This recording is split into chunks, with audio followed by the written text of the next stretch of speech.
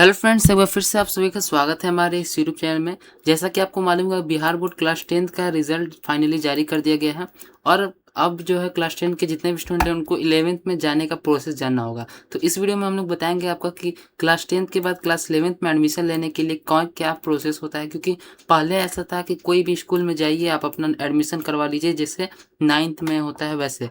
लेकिन अब 11th में आप लोग को ऑनलाइन अप्लीकेशन करना पड़ता है, फिर मेरिट लिस्ट आता है, फिर स्कूल में जाकर के नामांकन करना पड़ता है। तो थोड़ा लंबा प्रोसेस है, उसके बारे में इस वीडियो में हम लोग बताने वाले हैं। तथा बिहार बोर्ड द्वारा डेट भी जारी कर दिया गया है किस तारीख से आप लोग का ऑनलाइन अप्लाई शुरू होगा। तो इन सभी चीज़ों के बारे में इस वीडियो में हम लोग चर्चा करने वाले हैं। वीडियो काफ़ी इन्फॉर्मेटिव है उन सभी स्टूडेंट के लिए जिनको बिहार बोर्ड से क्लास 11th में एडमिशन लेना है 2026 में। तो अपने दोस्तों पर जरूर शेयर करिएगा और चैनल अपने हैं तो चैनल को सब्सक्राइब जरूर कर लीजिए। चलिए फटाफट से हम लोग वीडियो की शुरुआत करते हैं। तो देखिए, सबसे पहले आपको हम लोग बता दे रहे हैं इस पूरा प्रोसेस क्या होता है। उसके बाद डेट और इस साल का जो जो नोटिफिकेशन है उसके बारे में हम लोग चर्चा करते हैं। देखिए, बिहार बोर्ड द्वारा इस वर्ष ऐसा बताया जा रहा है कि 8 तारीख से ऑनलाइन एप्लीकेशन शुरू होगा आप लोग का। ऑनलाइन अप्लाई किसके हाथ से होता है, तो बिहार बोर्ड द्वारा एक पोर्टल बनाया जाता है जिसका नाम है OFSS पोर्टल, जिसके बारे में आगे आपको हम लोग ढंग से बताएंगे। उस OFSS पोर्टल के माध्यम से आप लोग को ऑनलाइन अप्लाई करना पड़ता है 11th में एडमिशन के लिए, जो कि 8 अप्रैल से शुरू होने वाला है। ऑनलाइन अप्लाई में होता यह है कि आप लोग को अपने आसपास का जो भी मनपसंद है 10 से लेकर के मिनिमम 10 और अधिकतम 20 विद्यालयों का नाम देना है आपको। पहले कॉलेज में 11-12 का पढ़ाई होता था, लेकिन अब +2 विद्यालयों में ही होता है, कॉलेज में पढ़ाई नहीं होता है। ठीक, 10-20 आप कॉलेज का नाम भरिएगा और अपना सारा डिटेल उसमें फिल कर दीजिएगा। ठीक है, उसके बाद जब ऑनलाइन अप्लाई आ जाएगा तो बिहार बोर्ड द्वारा 3 मेरिट लिस्ट जारी किया जाएगा। अगर आपका फर्स्ट मेरिट लिस्ट में नाम आ जाता है तो ठीक है, सेकंड मेरिट लिस्ट में नाम आ जाता है तो फर्स्ट में नहीं आएगा तो सेकंड में आ जाएगा, सेकंड में नहीं आएगा तो थर्ड में आ जाएगा। अब आप सोचिएगा कि थर्ड में भी नहीं आया तो फिर एक और विकल्प रहता है स्पॉट एडमिशन के का। इसके बारे में हम लोग आगे बताएंगे, उतना डीप नहीं जाएंगे।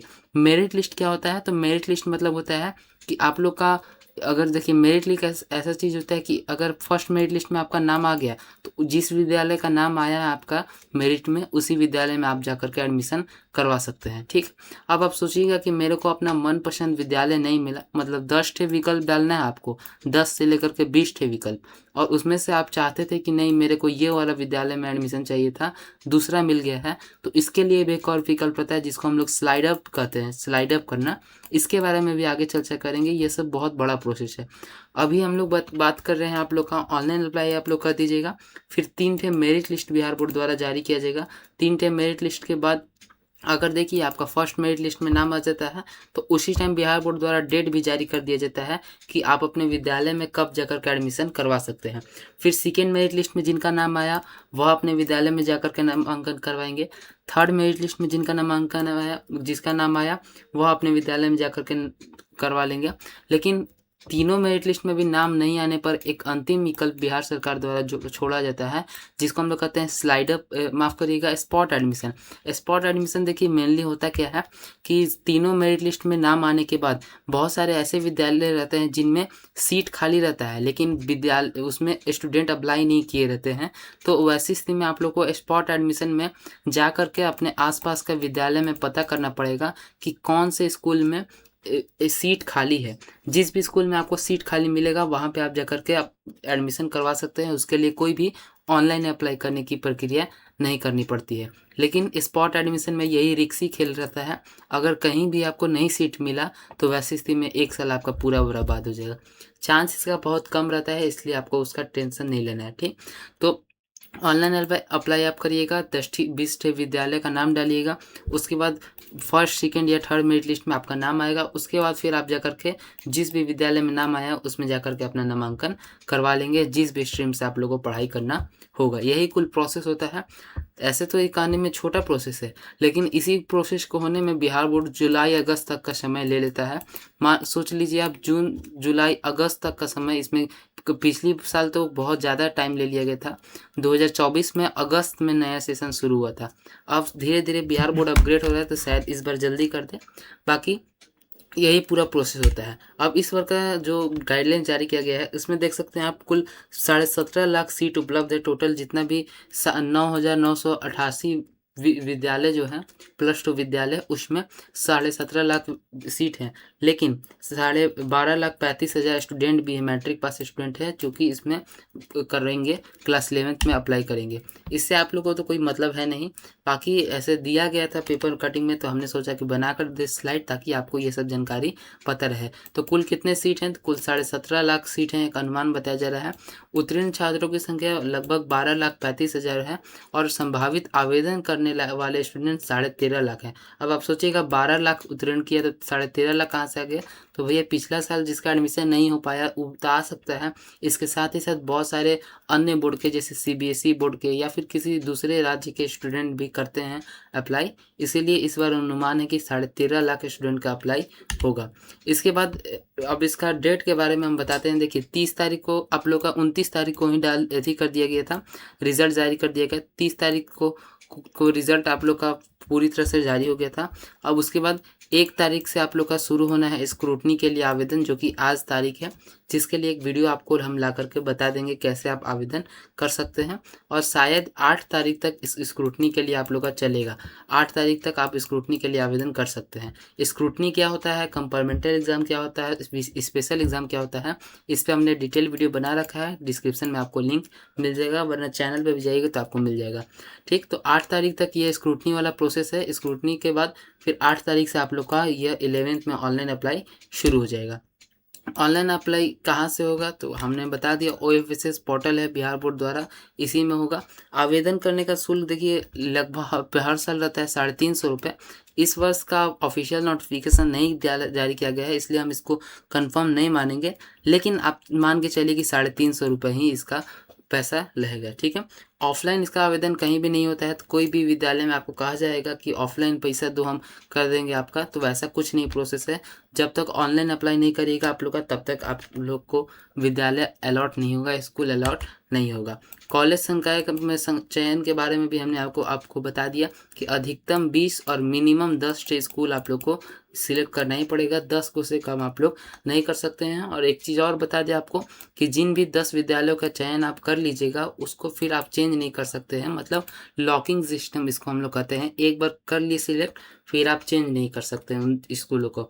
और देखिए अब ये स्कूल किस आधार पर अलॉट होते हैं इसके बारे में बता दें। मतलब 10 हम स्कूल का नाम दिए, तो किस आधार पर आपको स्कूल मिलेगा, इसका कुछ क्राइटेरिया तो बिहार बोर्ड द्वारा बनाया गया होगा।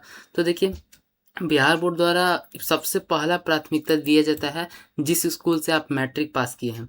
मतलब जैसे आपको साइंस स्ट्रीम में 11th 12th करना है, ठीक, और जिस भी स्कूल से आप 10th का एग्ज़ाम दिए हैं उसमें साइंस का पढ़ाई होता है, +2 है विद्यालय, तो आप कोई भी स्कूल का नाम दीजिए। अगर 10 स्कूल में अपना स्कूल का अगर 10वां नंबर पे भी स्थान दीजिएगा नाम, तो सबसे पहले आपके ही स्कूल को उठाया जाएगा, मतलब आपके ही स्कूल में आपका एडमिशन होगा। ठीक, तो सबसे पहले प्राथमिकता अपने ही स्कूल को दिया जाता है। दूसरा नंबर, मान के चलिए कि मेरा कोई मेरा हमको साइंस स्ट्रीम से लेना पढ़ना है, लेकिन जिस विद्यालय में हम लोग 10th किए हैं उसमें साइंस स्ट्रीम है ही नहीं। वैसी स्थिति में क्या होगा? तो वैसी स्थिति में देखिए बिहार बोर्ड कहता है कि कट ऑफ के अनुसार एडमिशन होता है।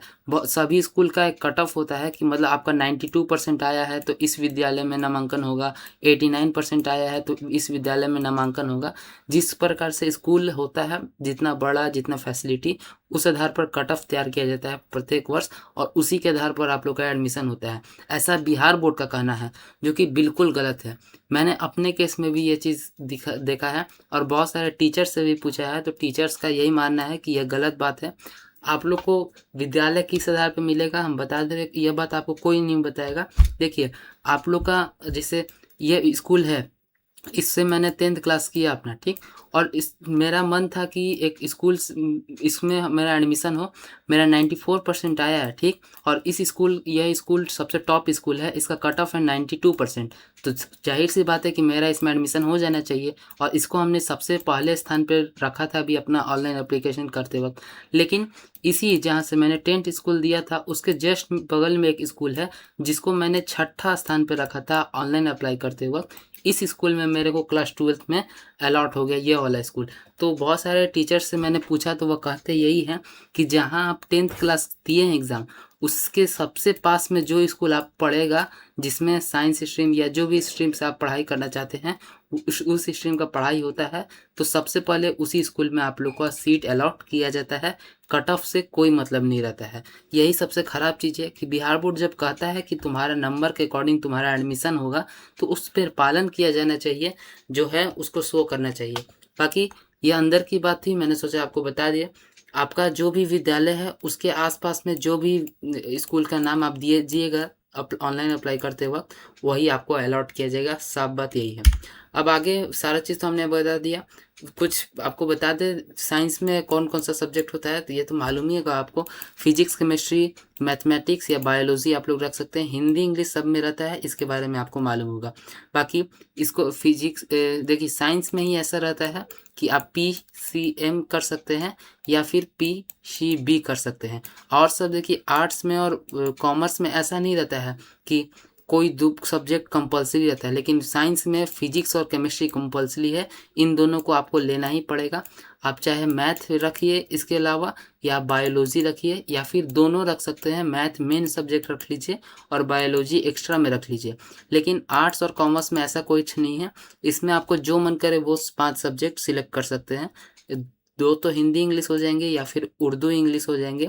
बाकी 3 सब्जेक्ट आपका जो मन करे जो हो सकते हैं, जैसे हिस्ट्री, ज्योग्राफी, सिविक्स, साइकोलॉजी। इसके अलावा भी बहुत सारे सब्जेक्ट होते हैं। सोशलॉजी होता है, पॉलिटिकल होता है, बहुत सारे सब्जेक्ट हैं आर्ट्स में।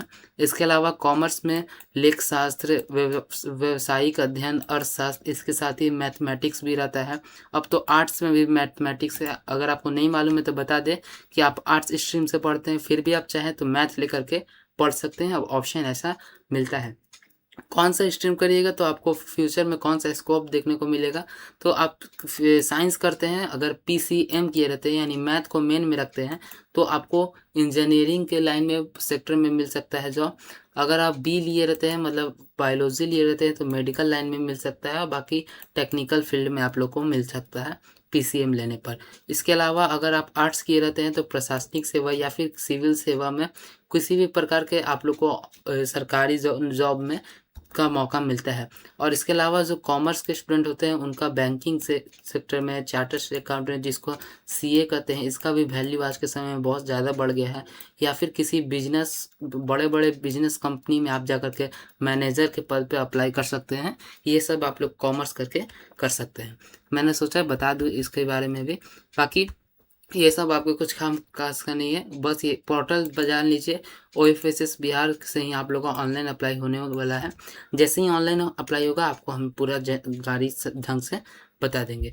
तो आशा करते हैं कि आपको ये वीडियो पसंद आया होगा। हमने पूरा प्रोसेस आपको बता दिया, कैसे कैसे आप लोग का एडमिशन होगा, कब से आप लोग का एडमिशन होगा और कितना फ़ी लगेगा, क्या क्या है सारा चीज़।